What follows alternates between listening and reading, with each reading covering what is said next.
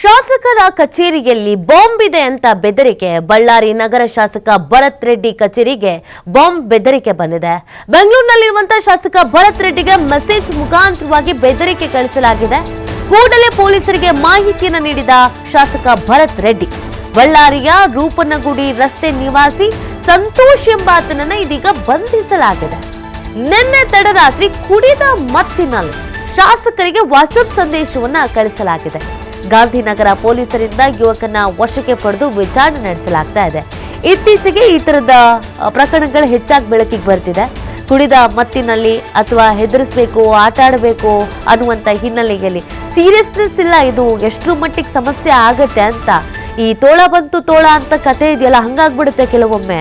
ನೋಡಿ, ಕಾಲೇಜುಗಳಿಗಾಗಿರ್ಬೋದು, ಸ್ಕೂಲ್ಗಳಿಗಾಗಿರ್ಬೋದು, ಇಂಥ ಕಚೇರಿಗಳಿಗಾಗಿರ್ಬೋದು ಬಾಂಬ್ ಇದೆ ಅಂತ ಸುಳ್ಳು ಕರೆ ಮಾಡೋದು, ಮೆಸೇಜ್ ಮಾಡುವಂಥದ್ದು, ಹೆದರಿಸುವಂಥ ಕೆಲಸಕ್ಕೆ ಮುಂದಾಗೋದು. ಅದೇ ರೀತಿಯಾಗಿ ಬಳ್ಳಾರಿ ನಗರ ಶಾಸಕರ ಕಚೇರಿಗೂ ಕೂಡ ಭರತ್ ರೆಡ್ಡಿ ಅವರ ಕಚೇರಿಗೆ ಬಾಂಬ್ ಬಿಡ್ಲಾಗಿದೆ ಅಂತ ನಿನ್ನೆ ರಾತ್ರಿ ಮೆಸೇಜ್ ಮಾಡಿರೋದು. ಎಲ್ಲ ಇಲ್ಲಿ ಬೆಂಗಳೂರಲ್ಲಿ ಇದ್ದಾರೆ ಶಾಸಕರುಗಳೆಲ್ಲ. ಇದಕ್ಕಿದ್ದ ಹಾಗೆ ಭರತ್ ರೆಡ್ಡಿ ಅವರಿಗೆ ವಾಟ್ಸಪ್ ಮುಖಾಂತರವಾಗಿ ಒಂದು ಮೆಸೇಜ್ ಬರುತ್ತೆ. ನೋಡ್ತಿದ್ದಂಗೆ ಅವ್ರಿಗೆ ಶಾಕ್ ಆಗ್ಬಿಡುತ್ತೆ, ಇದೇನಪ್ಪ ಇದು ಅಂತ. ಇಮಿಡಿಯೇಟ್ ಆಗಿ ಅವರು ಪೊಲೀಸರಿಗೆ ಮಾಹಿತಿ ನೀಡ್ತಾರೆ. ಸೊ ಆ ನಂತರ ಗೊತ್ತಾಗತ್ತೆ ಇದು ಕುಡಿದ ಮತ್ತಿನಲ್ಲಿ ವ್ಯಕ್ತಿಯೊಬ್ಬರು ಈ ರೀತಿಯಾಗಿ ಮಾಡಿರೋದು ಅಂತ. ಸದ್ಯ ಅವರನ್ನ ವಶಕ್ಕೆ ಪಡ್ಕೊಳ್ಳಲಾಗಿದೆ.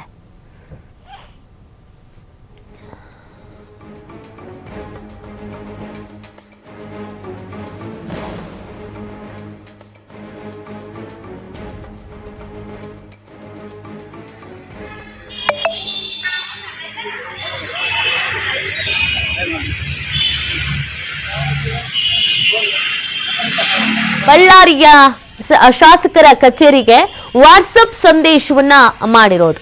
ನಿಮ್ಮ ಕಚೇರಿಯಲ್ಲಿ ಬಾಂಬ್ ಇಡ್ಲಾಗಿದೆ ಅಂತ. ಎಂತವ್ರಿಗಾದ್ರೂ ಆತಂಕ ಆಗಲ್ವಾ?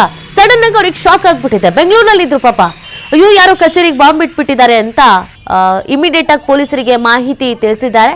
ವಾಟ್ಸಪ್ ಮುಖಾಂತರವಾಗಿ ಮೆಸೇಜ್ ಬಂದಿದ್ರಿಂದ ಈಸಿಯಾಗಿ ತಗ್ಲಾಕೊಂಡಿದ್ದಾರೆ.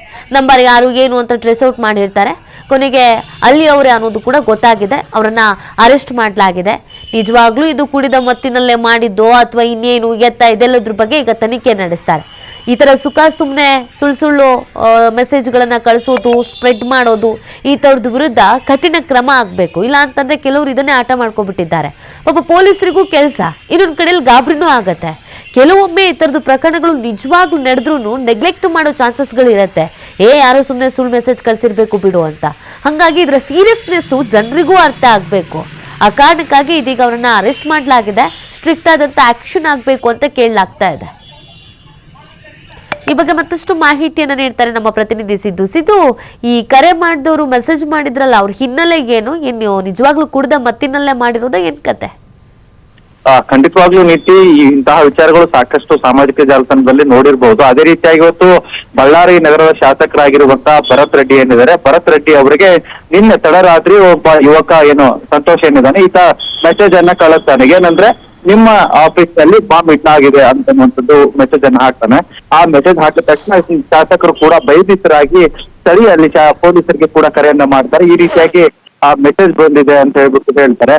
ಆ ಬಾಂಬ್ ಬೆದರಿಕೆ ಮೆಸೇಜ್ ಅನ್ನ ನೋಡಿ ಅವರು ಹೇಳೋದಾದ ಮೇಲೆ ಅಲ್ಲಿ ಇರುವಂತಹ ಪೊಲೀಸರು ಕೂಡ ಈತ ಯಾರು ಅಂತ ಹೇಳ್ಬಿಟ್ಟು ಬಂಧಿಸಿರುವಂತದ್ದು ಕೂಡ ಈಗ ತಿಳಿದು ಬಂದಿದೆ.